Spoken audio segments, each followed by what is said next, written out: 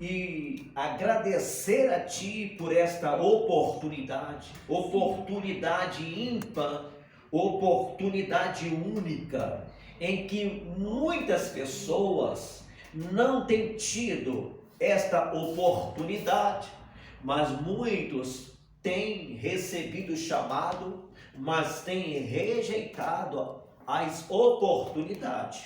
Conosco tem, ó Deus, acontecido o contrário, aleluia. O nosso coração se abriu e o Senhor para te receber, para obedecer ao Senhor, para se prontificar na casa do Senhor, e o Senhor nos ofereceu condição, força, disposição para estar em tua presença. Obrigado por isto tudo, por esta soma, o teu chamado e a nossa disponibilidade para estar em tua casa, em tua presença. Quantos têm chamado, mas estão sendo impedidos? Quantas pessoas, ó Pai, são impedidas por enfermidade, distância, ó Senhor, de se deslocar do seu lar para a casa do Senhor, ou são impedidos por causa do seu serviço, o horário não, ó Deus, o horário não combina com o horário, ó Deus, de estar em tua casa, em tua presença. Outros têm horário de sobra, mas ignoram ir ouvir para a tua casa, Senhor. Mas aqui nós temos, Senhor, oferecido a Ti o nosso cântico, o nosso louvor. Nós oferecemos a Ti um culto racional. Sim, e nesta oportunidade nós oramos por essas pessoas que ignoram a Tua casa, as pessoas que estão sendo também impedidas por horários diferentes do seu serviço, outras por enfermidade, outras por ocupações. Meu Deus, da mesma forma que nós vencemos, aleluia, porque está aqui é uma vitória. O Senhor há de, aleluia, abençoar aqueles que querem vir e não conseguem, ou aqueles que desdenham, ó Deus, de estar aqui. Nós queremos orar por todos eles, porque um dia eles vão ter esta oportunidade de se esforçar, de buscar a tua face, de adorar ao Senhor de todo o coração. Meu Deus e meu Pai, recebe nesta hora a nossa adoração, abençoando, ó Senhor, a nossa chegada, confirmando a nossa chegada neste lugar, e tudo que o Senhor tem para nossas vidas, que possa concretizar. Meu Deus, fala conosco, edifica a nossa fé. Senhor, meu Deus, fortalece, ó Deus, o nosso coração na Tua presença. Fortalece, ó Deus, o nosso espírito diante da Tua presença, para que possamos resistir, ó Deus, todos os ataques malignos, conforme o desânimo, enfermidade, Senhor amado, ocupações também, Senhor, que tudo isso nós venhamos vencer, para a glória do Teu santo nome, que o desejo do nosso coração se concretize, Senhor, porque nós Te amamos, nós queremos estar em Tua casa, e que seja assim, ó Pai, possamos permanecer com essas portas abertas. Amém. E todos que passam, ó Deus, em frente a esta igreja e que tem olhado para dentro desta igreja, através desta porta, por detrás deste vidro, e que tem o desejo de entrar neste lugar, meu Deus, que o Senhor venha, aleluia, colocar os Teus anjos, tanto nesta porta, como também nessas ruas. Espírito Santo de Deus, sou o Senhor para convencer as pessoas de entrarem neste lugar, para louvar e engrandecer o teu santo nome. Meu Deus, esta obra pertence ao Senhor. A obra, Senhor, de trazer as pessoas à tua casa, é o Senhor que faz estas obras. Nós convidamos, nós fazemos a nossa parte, mas, ó Senhor amado, a força, o poder, a disponibilidade, o Senhor é que faz esta obra no coração das pessoas. Amém. Pai, isto aconteceu comigo aos 20 anos de idade, e que o Senhor continue a abençoar, principalmente os nossos entes queridos, que têm tido testemunho, Senhor, o quanto o Senhor tem mudado as nossas vidas. Espírito Santo de Deus, continue operando nos lares, continue operando nessas casas, nessas ruas. Todos que conhecem sabem que aqui há uma porta aberta, um lugar aonde se prega o Evangelho. Meu Deus, que essas pessoas obtenham de Ti oportunidade de ouvir a Tua palavra e se converter ao Deus da glória. Nós agradecemos a Ti por tudo que o Senhor tem feito no decorrer desta semana, as nossas viagens, Senhor. Aleluia. Tudo é para a glória do Teu santo nome. Os nossos dias, ó Deus, de nascimento, Senhor, a nossa data de nascimento, Pai, muito obrigado, Senhor. Nós completamos mais um ano de vida nesse mês de outubro, ó Pai. Obrigado por tudo. Até aqui o Senhor tem nos ajudado e nós queremos Te agradecer e Te louvar. Em nome de Jesus. Amém. Graças que assim a Deus. seja. Glória a Deus. Graças a Deus. Ainda de pé, abre sua Bíblia no livro do profeta Ageu. É lá no finalzinho do Antigo Testamento.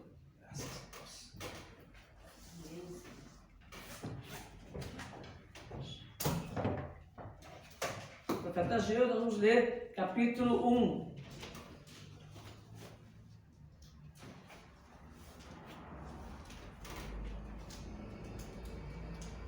Esse é bem mais para o finalzinho mesmo, tá?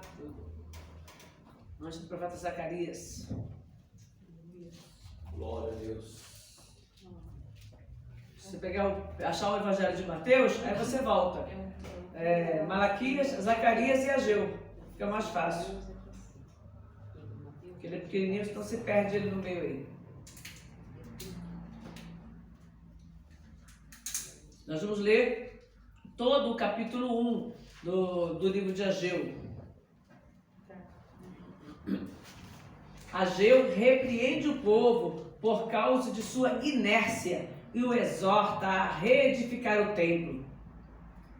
No ano segundo do rei Dario, no 6º mês, no 1º dia do mês, veio a palavra do Senhor pelo ministério do profeta Ageu a Zorobabel, filho de Sealtiel, príncipe de Judá, e a Josué, filho de Josadaque, o sumo sacerdote, dizendo: assim fala o Senhor dos exércitos, dizendo: este povo diz, não veio ainda o tempo em que a casa do Senhor deve ser edificada. Veio, pois, a palavra do Senhor pelo ministério do profeta Ageu, dizendo: é para vós tempo de habitardes nas vossas casas estucadas, e essa casa há de ficar deserta? Ora, pois, assim diz o Senhor dos exércitos: aplicai o vosso coração aos vossos caminhos. Semeais muito e recolheis pouco, comeis, mas não vos fartais, bebeis, mas não vos saciais, vestivos, mas ninguém se aquece. E o que recebe salário num saquetel furado. Assim diz o Senhor dos exércitos: aplicai o vosso coração aos vossos caminhos. Subi ao monte e trazei madeira, e edificai a casa, e dela me agradarei e serei glorificado, diz o Senhor. Olhastes para muito, mais vezes que alcançastes pouco, e este pouco, quando trouxestes para casa, eu lhe assoprei. Por quê? Disse o Senhor dos exércitos: por causa da minha casa que está deserta, e cada um de vós corre à sua própria casa. Por isso os céus retêm o seu orvalho, e a terra retém os seus frutos. E fiz vir a seca sobre a terra, e sobre os montes, e sobre o trigo, e sobre o mosto, e sobre o azeite, e sobre o que a terra produz, como também sobre os homens, e sobre os animais, e sobre todo o trabalho das mãos. Então ouviu Zorobabel, filho de Sealtiel, e Josué, filho de Josadaque, sumo sacerdote, e todo o resto do povo a voz do Senhor, seu Deus, e as palavras do profeta Ageu, como o Senhor, seu Deus, o tinha enviado, e temeu o povo diante do Senhor.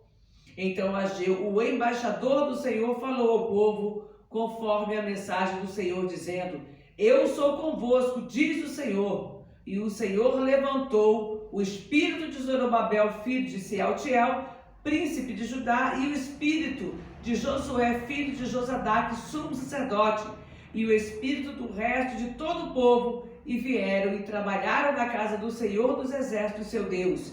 E ao 24º dia do 6º mês, no 2º ano do rei Dario. Meu Deus amado, que palavra, Pai.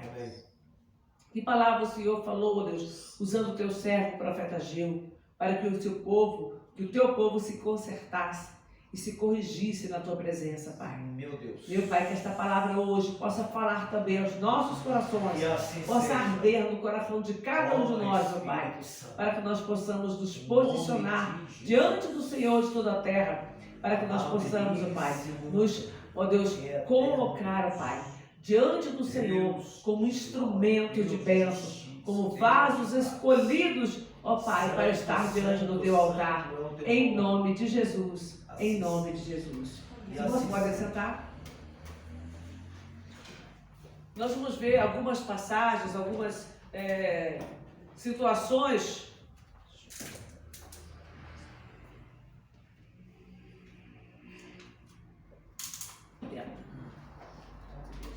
versículo 2 diz assim: não veio ainda o tempo em que a casa do Senhor deve ser edificada.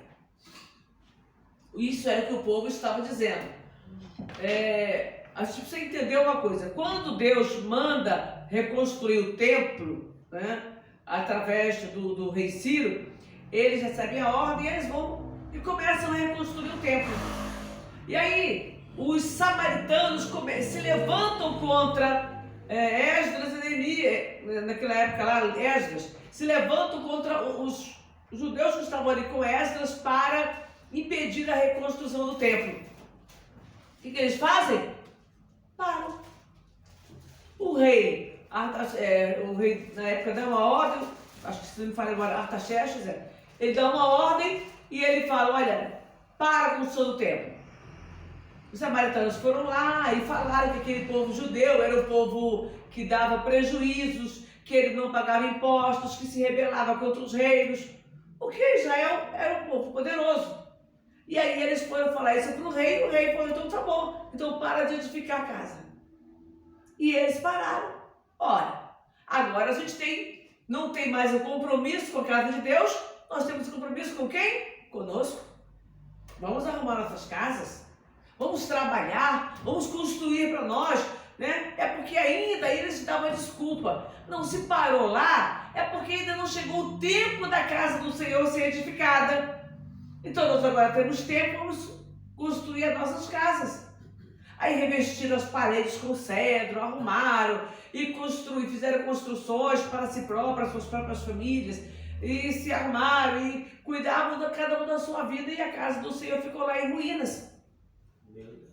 E aí passam 16 anos. E aí Deus levanta o profeta Ageu e fala com ele. Esse povo diz, olha o que Deus fala no versículo 2: esse povo diz, né, não veio ainda o tempo em que a casa do Senhor deva ser edificada. Então, vamos cada um cuidar da nossa vida. Se nós trouxermos isso para a nossa vida, a minha vida, a tua vida, às vezes acontece isso. Quantas pessoas se convertem, aí de repente começa a ter algum impedimento.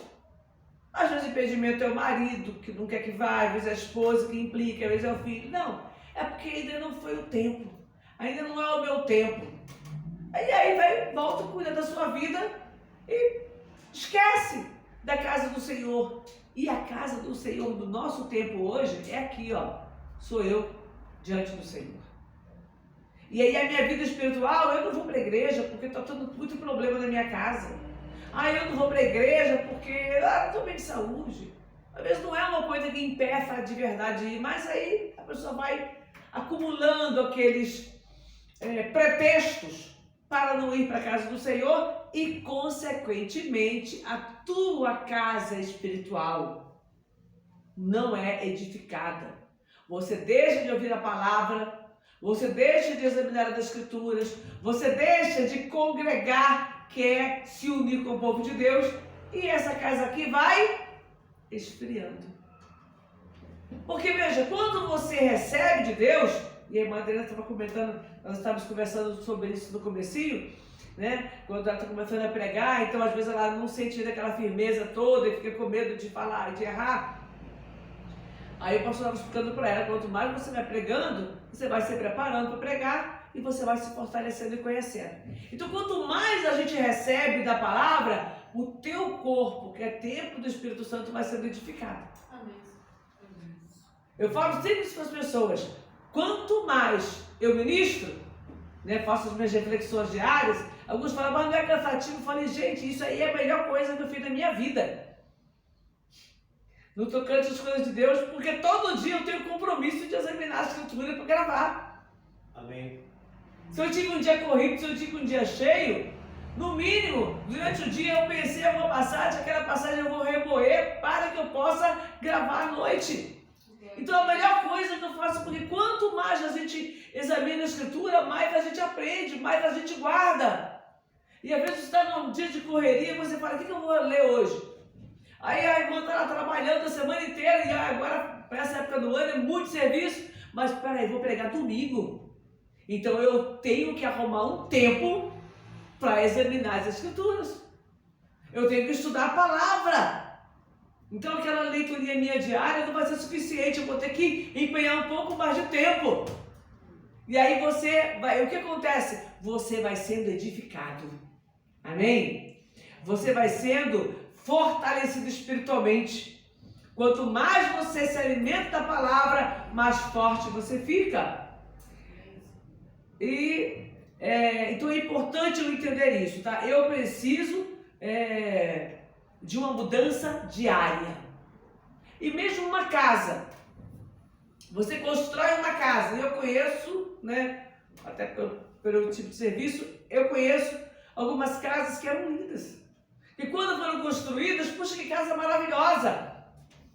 Aí o tempo passa, 5 anos, 10 anos, e ninguém faz uma reforma naquela casa. Aí aquela tinta já não tem mais brilho. Se tiver algum vazamento, fica aquela mancha na parede. E às vezes até mofo, aquelas manchas pretas, né, com bolô, como diz o paulista. E o telhado, a laje, de repente dá uma infiltração, a pessoa não cuida, aquilo vai piorando. E coisa de instrumento hidráulico, toda a parte hidráulica da casa vai se deteriorando, canos vão estourando, vão rompendo, né? Entope uma pia e rebenta uma borrachinha ali. E quando você vai ver 10 anos, 15 anos, se você não reformar a casa, quanto mais tempo você demora para reformar, mais você vai ter que gastar lá na frente. E o piso solta, e quebra, e cai alguma coisa, e quebra a pontinha, vai piorando. Então, se você não fizer uma manutenção, né, contínua na sua casa, ela vai se estragando. Os móveis estragam. Eu me lembro que esse púlpito aqui, houve uma época que ele começou a descascar. Né? Ele tem um revestimento aqui, uma fábrica aqui, e aí ele começou a descascar. No começo era um negócio pequenininho, a gente até pôs uma colinha ali naquela parte. Só que daqui a pouco o negócio começou a levantar. Falei, não adianta mais querer colar, tem que mandar reformar. É madeira maciça, madeira boa, vou jogar fora, vamos reformar. Aí contratamos um marceneiro, ele veio, tirou todo aquele revestimento velho, colocou outro. Mas foi muito rápido, depois que começou um estraguinho, aí muito rápido começou a descascar tudo. Daqui a pouco eu estava descascando aqui perto da porta também. Falei, peraí, temos que reformar.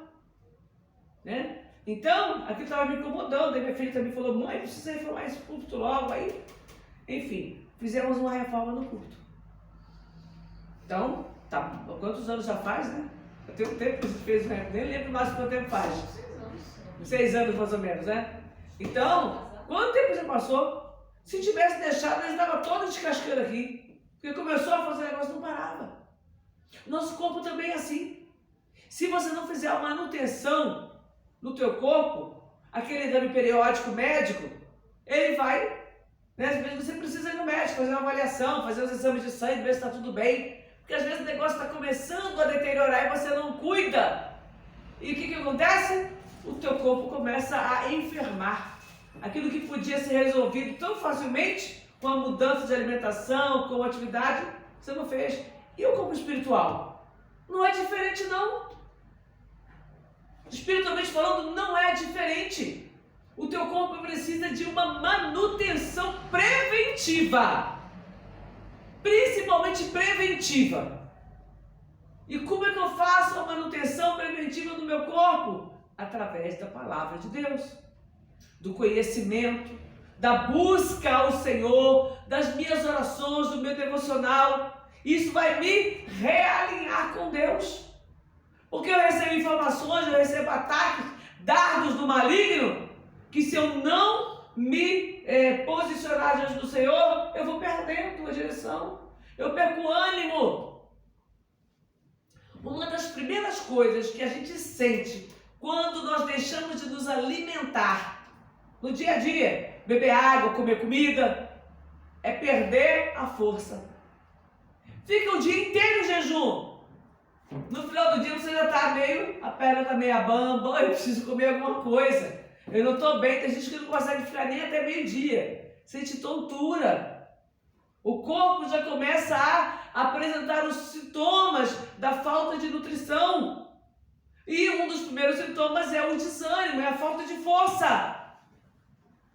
A mesma coisa acontece no nosso corpo espiritual. A gente vai perdendo o ânimo de buscar a Deus.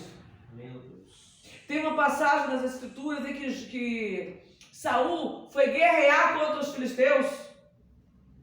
Hoje eu estou falando textos que eu não lembro agora, mas foi filisteus mesmo. Porque a guerra dele, uma boa parte da guerra dele foi contra os filisteus. Teve também outras guerras contra os... Foi? Sírios. Os sírios, teve guerra contra os sírios, não lembro, contra os amalequitas. Os amalequitas. Eu sei que numa dessas guerras, eles foram atrás do povo, guerreando, e Saul falou assim, olha, ninguém vai provar nada enquanto a gente não destruir os adversários. Deus não deu aquela ordem para ele. Mas ele queria, vencer a guerra, ele queria terminar a guerra. E aí ele não deixou. Soldados em guerra não podiam provar nada. Às vezes a guerra durava o dia inteiro. Pensa, homens lutando na espada, na força, não podiam pôr na boca. Eles começaram a desfalecer pelo caminho. Aí Jonas vai lá, pega, não estava perto do pai, não ouviu nada. Aí Jonas pega um pouquinho de mel, coloca na boca. Só o mel que ele toma ali dá para ele um novo vigor. Ele diz, os meus olhos se aclararam. E aí ele vai e faz um grande livramento, porque o povo não tinha mais força, mas ele tinha. E ele era um homem ligeiro de pés, ele era um homem valente na espada. E aí ele se fortalece e Deus dá um grande livramento para eles. E o que acontece? Depois Saul fica irado porque alguém colocou, e aí o povo fala, não, ninguém vai mexer com Jonatas não, porque ele operou hoje um grande livramento através das mãos dele, e aí livram a vida de Jonatas. Então é importante o quê? É importante eu me posicionar, tá? Eu me posicionar espiritualmente, preparar a minha vida espiritual. Sobre essa questão que eu falei, vamos ler aqui, volta aqui em Esdras, deixa marcadinho aí, um marcazinho de texto aí, e abre em Esdras, no capítulo 4. Esdras era depois de Crônicas, tá? Um pouquinho antes de Salmos, lá no Antigo Testamento. Então, no livro de Esdras, no capítulo 4, vamos ler o versículo 17. E o rei enviou esta resposta a Reum, o chanceler, e a Cisai, o escrivão, e aos mais da sua companhia que habitavam em Samaria, como também ao resto dos que estavam além do rio, paz e em tal tempo. Olha aí, a resposta foi lá para Samaria, aonde o povo tinha enviado uma carta ao rei. A carta que nos enviaste foi explicitamente lida diante de mim.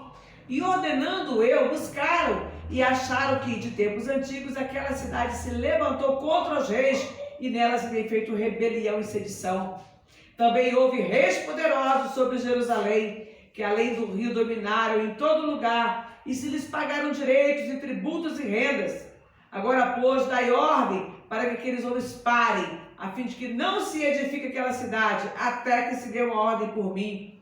E guardai-vos de cometer erro nisso, porque cresceria o dano para com o prejuízo dos reis? Então a cópia do rei Artaxerxes se leu perante Reum e Cisai o escrivão, e seus companheiros apressadamente foram eles a Jerusalém, aos judeus, e os impediram à força do braço e com violência. Então cessou a obra da casa de Deus que estava em Jerusalém. Cessou até o 2º ano do reinado de Dario o persa. Então o rei Ciro manda reconstruir. Gente, cerca de 50 mil judeus saíram lá da Pérsia para Jerusalém e começaram a reedificar. O povo ficou irado. Não, esse povo vai reconstruir, eles vão se tornar, olha isso, eles vão se tornar poderosos. Se eles se reúnem, se eles reedificam o templo, eles vão se tornar poderosos. Olha qual é a inquietação do diabo, nosso adversário, contra o povo de Deus. Se você se edifica, se você se fortalece em Deus, você se torna uma pessoa poderosa. E ele diz aqui, reis, se tinha reis poderosos. Não vamos permitir que eles se levantaram contra os outros reis. Então, se você se torna poderoso em Deus, você se fortalece em Deus, o adversário treme. O adversário se inquieta, porque você começa a destronar o lugar dele. Um crente cheio do Espírito Santo, um crente fortalecido em Deus, ele vai destronar o adversário. Ele vai tirar das garras deles pessoas que estão presas. Por mais fraquinho que um crente seja, que ele não seja um pregador, que ele seja um crente de banco, que ele não está lá pregando, mas ele dá o testemunho de vida dele, ele fala com a família, ele convida a família, e ele vai trazendo dano ao reino das trevas. Então o adversário fica irado com isso, ele tenta de toda maneira nos desmotivar.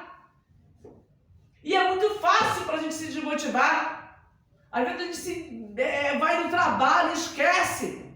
Outra hora a gente vai nas coisas, a gente muda, na preocupação de construir a nossa própria vida. A pessoa estava lá na miséria. Estava lá no sufoco, se converteu, Deus quebrou aquele jugo de miséria, a pessoa conseguiu um trabalho. Agora eu não tenho tempo de ir para a casa de Deus. Eu tenho muito trabalho para fazer, agora eu tenho que recuperar o tempo perdido, porque eu estava lá no sufoco. Agora Deus me deu um trabalho, eu preciso trabalhar, e eu tenho que trabalhar e trabalhar mais, e aí de repente eu estou trabalhando de segunda a segunda. Não tem tempo. Ela se esquece do tempo que ela estava lá atrás, de como Deus supriu-lhe a necessidade. E Deus tem muito mais para nos honrar. Então eu trabalho, mas eu não posso me esquecer do meu tempo precioso para com Deus. Porque foi Ele que me resgatou de lá, foi Ele que me tirou das trevas, foi Ele que me tirou daquele sufoco, foi Ele que restaurou a minha família. Eu não falava com ninguém da minha família, eu era brigada com todo mundo, eu me converti, Deus restaurou a minha comunhão. Agora, não, domingo agora eu tenho que aproveitar. À noite eu tenho que aproveitar. Eu não consigo separar um dia para a casa de Deus, porque agora eu tenho que aproveitar. A comunhão que eu não tinha, eu tenho. Olha como é que as pessoas distorcem. Não que você não possa e não deva trabalhar, não que você não possa e não deva interagir com a sua família, mas a nossa prioridade tem que estar em Deus. Amém? Aonde você tem prioridade, é aquilo que você mais ama, é a tua prioridade. Qual é a tua prioridade? Deus tem que ser a nossa prioridade. Quando a minha prioridade está no lugar certo, eu consigo distribuir bem todas as outras coisas. Então, se a minha prioridade está em Deus, o amor a Deus, eu vou conseguir distribuir, eu vou conseguir ser uma pessoa equilibrada para servir a Deus, para estar atenta com a minha família, para cumprir os meus compromissos sociais. Amém? Não, a gente erra, né? A gente erra muito nisso, eu já errei muito nisso também, em não saber priorizar as coisas. Eu preciso priorizar em primeiro lugar Deus. Se eu priorizo Deus, eu vou saber como me posicionar e arrumar tempo para minha família, para a igreja e para o trabalho. E ainda para uma vida para o meu lazer. A gente tem que saber fazer isso. Não é fácil. Administrar o nosso tempo não é fácil. A gente se perde fácil. Mas a gente precisa entender. Peraí, Deus pode me dar essa capacidade. Se eu tento fazer sozinha, eu erro. Uma hora eu dou mais prioridade para o lazer. Outra hora, prioridade excessiva para o trabalho. Outra hora, prioridade excessiva para a família. Tudo tem a sua prioridade. Eu tenho um momento, eu tenho que ter meu momento de família. Eu tenho que ter o meu momento de lazer. Isso aí eu posso juntar com família. Né? Lazer em família, a gente já faz tudo junto. Eu preciso ter o meu lazer, eu tenho o meu trabalho, o meu sustento. Mas o meu sustento não pode roubar a minha saúde, o meu tempo em casa com a família e o meu tempo com Deus. Eu preciso também de tempo para ir para a igreja, para fazer a obra de Deus, para fazer as coisas de Deus, tá bom? Eu vou fazer a obra de Deus, vou fazer a casa de Deus. Pode entrar. Então eu preciso fazer essas coisas por igual. Em nome de Jesus Cristo de Nazaré. Em nome de Jesus Cristo de Nazaré, nós precisamos pensar e buscar de Deus a sabedoria, e buscar de Deus o entendimento, e buscar de Deus a graça, para que nós possamos estar atentos, para que nós possamos estar vivendo para a glória de Deus. Amém? A nossa vida é para a glória de Deus. A nossa vida é para a glória de Deus. Amém?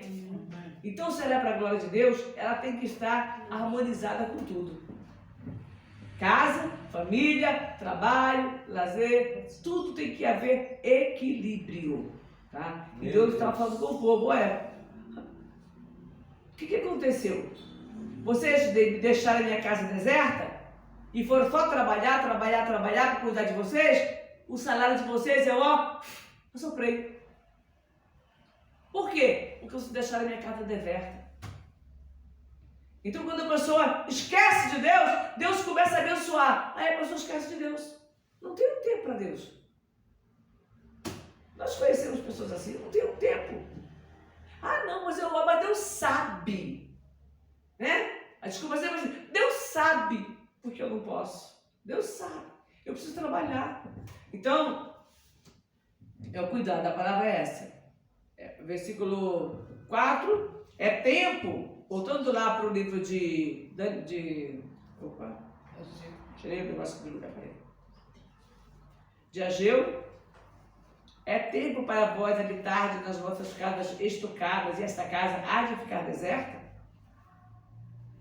Uma outra coisa, não, eu olho e eu busco a Deus, amém? Todos nós temos que orar e buscar a Deus, mas é importante também ter a casa de Deus.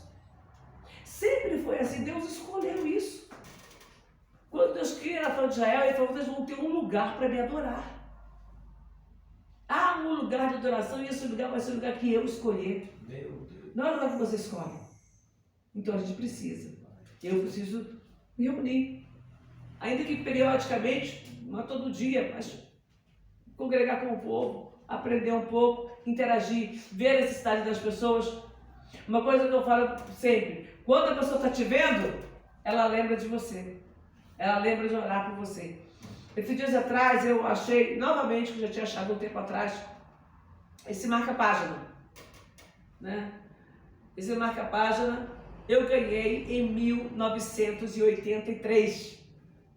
Antes de eu me converter, porque eu me converti em 85. Então, antes de me converter, eu ganhei esse marca-página 2 anos antes. 2 anos antes. Eu me converti em fevereiro, mas 2 anos antes. E praticamente, quase no mesmo dia, porque eu me converti dia 7 de fevereiro. E esse aqui eu ganhei ele dia 9 de fevereiro, de uma prima minha. Oi, querida priminha, Quitéria, com todo o carinho da priminha, Etna. E hoje, quando eu olho para isso aqui, eu lembro que eu tenho que orar por ela, porque hoje ela que está precisando de oração. E aí eu voltei a deixar, porque estava dentro de um livro meu, coloquei na minha Bíblia, porque eu estou sempre orando e ministrando na vida dela. Quando eu abro aqui, Jesus, abençoe a gente. Né? É a forma que eu tenho de relembrar e de estar ministrando sempre na vida dela. Quando você vê uma pessoa na casa de Deus, sempre você começa a orar por ela. Aí essa pessoa sai. Você continua orando por ela durante um tempo. Mas quanto mais tempo você fica sem ver, mais esporadicamente você vai orando por ela. Então, quando a gente está sempre vendo as pessoas, quando você vai orar, é muito mais fácil você lembrar de quem está perto de você, de quem você tem contato. Os outros você lembra mais distante, mais ocasionalmente. Então, é importante estarmos sempre na presença de Deus. Né? Hoje eu estava buscando a palavra para entregar aqui, e aí me veio o profeta Ageu. E aí eu comecei a ler o capítulo 1, né? Todo ele. Então, é importante nós estarmos sempre ligados. Agora, versículo 7, daqui a pouco eu estou encerrando, ainda lá no livro de Ageu, capítulo 1, versículo 7. Assim diz o Senhor dos Exércitos: aplicai o vosso coração aos vossos caminhos. Subi ao monte, trazei madeira e edificai a casa, e dela me agradarei e eu serei glorificado, diz o Senhor. Olha, presta atenção nos caminhos que vocês estão trilhando. E aí uma coisa interessante, eu estou aqui analisando agora, quando eu li, ele diz assim, olha, subi ao monte e trazer madeira para edificar. Subi ao monte, vai para o lugar de oração, não necessariamente um monte físico, vai para o teu lugar de oração. Lá você vai encontrar os recursos para você edificar a tua casa espiritual. Vai se preparar, vai buscar de Deus a direção. E Deus vai te dar capacidade para você reedificar a tua casa, para você reconstruir os muros que estão caídos, para você fechar as brechas, para você tapar os buracos. E aí você vai se reedificando com Deus, você vai buscando aquela comunhão que você tinha antes com Deus. Aquele prazer que você tinha de pegar a Bíblia e ler. O prazer de você ficar ali com Deus um pouquinho em oração. O prazer que você tinha de ouvir um cântico, de ouvir um louvor. Então esse prazer precisa ser restaurado na nossa vida. Isso é para todos nós. Estou incluída nisso. Nós precisamos estar sempre fazendo isso. Sempre indo buscar de Deus os recursos para reedificar a nossa vida. Para reedificar esse templo que o Senhor nos concedeu. Porque o nosso corpo é templo do Espírito Santo de Deus. Olhastes para muito, versículo 9, mas este alcançastes pouco, tá? Versículo 9 diz isso. Olhastes para muito, mas este alcançastes pouco. E este pouco, quando o trouxestes para mim, eu lhes assoprei.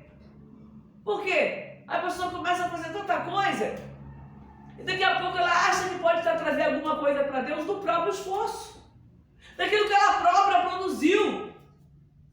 Deus pegou e fez o quê? Isso aí não interessa para mim. Eu quero mais de você. Não é que Deus está querendo a quantidade de dinheiro, nada disso, não. Vocês trabalharem e trouxerem para mim, mas trouxeram para mim sem estar em mim. Amém? Amém? O que Deus quer de você não é um saquetel de dinheiro. O que Deus quer de você não é que você fique o tempo todo assim lá, né? Como ermitão só servindo a Deus, não. O que Deus quer de você é aquilo que Ele vai te mostrar. E na vida de cada um de nós de forma diferente. O que Deus quer de mim é uma coisa, o que Deus quer da irmã é outra, o que Deus quer da irmã, o que Deus quer da irmã, do jovem ali, é outra.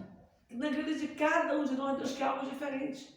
Mas eu tenho que subir no monte e buscar. Eu tenho que subir no monte e na oração. É na busca de Deus, e Ele vai mostrar para mim o que Ele quer de mim. O que eu posso produzir para Deus. Porque Deus tem tudo. O próprio profeta Ageu, ele diz, Deus fala através do profeta Ageu, minha é a prata e meu é o ouro.